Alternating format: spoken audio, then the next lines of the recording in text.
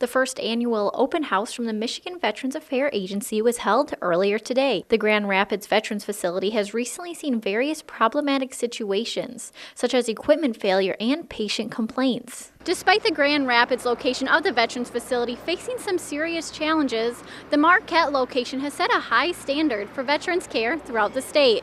The staff here, both private employees, public employees, our volunteers, the families of our residents, and the leadership we have here,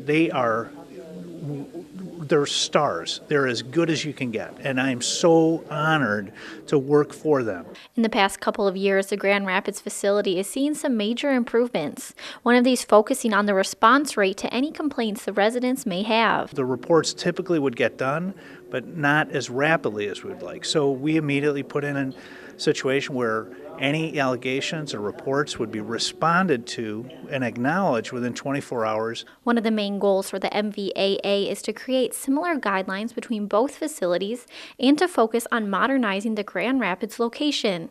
With the original building being constructed shortly after the Civil War, there have been some modern features that the facility is lacking. A greater variety in recreation along with updated TVs is just part of it, but also learning how to better understand newer veterans from World War II and even recently from Afghanistan. The MVAA held the open house earlier today to receive feedback from the veterans and find new ways to keep improving their services.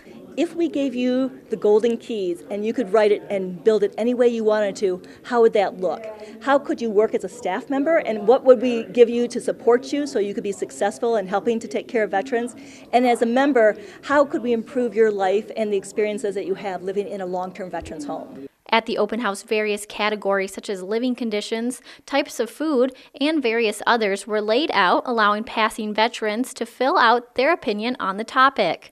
For some families of veterans, the open house was a great opportunity for them to give some honest feedback. Having both my parents and my grandfather being veterans, I think an open house like this is very beneficial because it gives them a voice.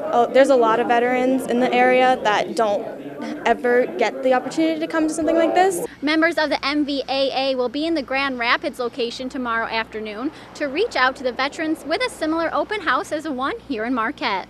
I'm Melanie Palmer for ABC 10 and CW5 in Marquette.